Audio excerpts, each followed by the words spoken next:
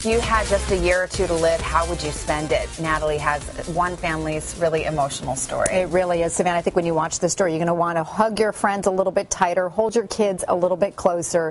Susan Spencer Wendell is an award-winning journalist in her prime, but when she learned that her body was failing, Susan dropped everything to tackle her bucket list. It has turned into a surprising and meaningful adventure.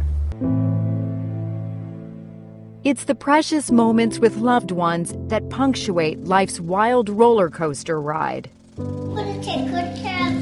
And for the Wendell family, with their 3 growing children, the coaster soared up and up.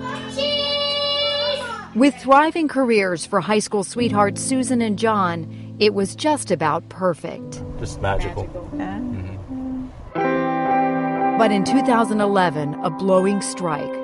When the slurring started, I knew. On top of the world, healthy and in her prime, 43-year-old reporter Susan Spencer Wendell began to experience unusual muscle weakness. Then came a staggering diagnosis. She had A.L.S. Also known as Lou Gehrig's, A.L.S. is a progressive neurodegenerative disease. It destroys muscles, causing inevitable paralysis and death, often within just several years, while the mind stays completely sharp. There's no cure. You have chosen not to fight it, not to have a feeding tube, not to take the drugs that could perhaps lengthen your life. Why not? No feeding tube, no ventilator. Susan's speech is nearly gone now. Her husband John helps translate. She thinks nature's perfect. Facing the impossible choice to languish or to live, Susan embraced her fate. You're happy?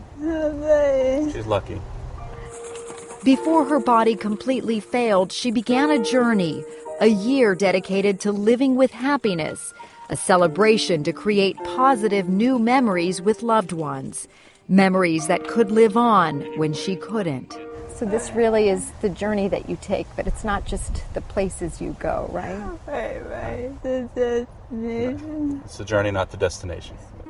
While her physical strength diminished, her drive grew. With just one finger, she began a chronicle, one letter at a time on her iPhone. The result, a love letter and a heartfelt memoir, Until I Say Goodbye, My Year of Living with Joy. She describes a trip to the Yukon with lifelong best friend Nancy. You ended up not even seeing the Northern Lights. Not really. But it didn't matter, right? It didn't matter. The sky didn't shine, but Susan's spirit sure did. She was always just so fun-loving, and she never once broke down and cried. And, I thought, how did you do that? And she said, because of you. Because of you. But it was because of her, too. I mean, she's the one who showed us how to live through it like that. It really is about finding that peace and that grace to live life to its fullest. Absolutely. On a cruise with her only sister, Stephanie, they grew closer than ever before. I don't want her to ever feel like she has to worry about anything. Stephanie's vowed to help John raise the children. I told her, I said, I'll crawl in and I'll hold you and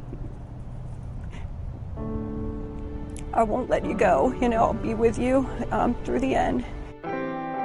For her 3 kids, priceless new memories. With little Wesley, Susan's youngest, it was swimming with the dolphins for his 9th birthday. Yeah, good job! For 10-year-old Aubrey, a family trip to Sanibel Island.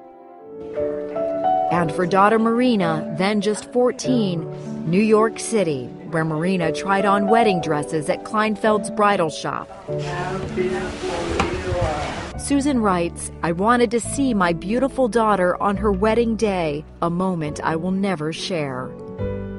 With husband John visiting Budapest to celebrate their 20th wedding anniversary, Susan writes, I have known remarkable love.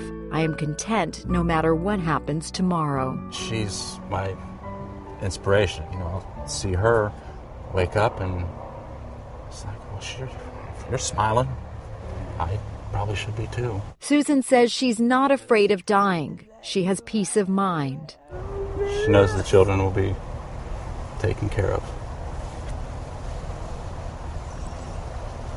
Why do you think she wanted to write this? It's a gift to us, and I really see it as a gift to the world. Susan won't just leave behind countless memories and images for her family. She also recorded this lullaby. Good night, sleep tight. One she always sang to her children before bed. Here's a wish and a prayer. It's a journey that's not over. There's still so much joy, laughter, and smiling. It's not about dying, it's about living. But a chapter is closing, and Susan's starting to sign off. I leave you my children, the memories of all we enjoyed and discovered. I leave this book, the one I worked on each day for most of our magical year. Goodbye, my loves.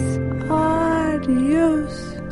The message in the book is to live every day like it's your last, because you don't know. And I think to live it with joy. One of Susan's favorite quotes, one she quotes in the book, is from Dr. Seuss, and it sums up her whole positive outlook. It's, don't cry because it's over, smile because it happened.